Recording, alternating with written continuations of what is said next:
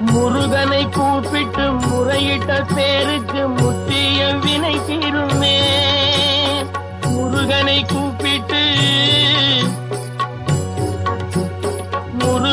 கூப்பிட்டு முறையிட்ட பேருக்கு முற்றிய வினை தீருமே.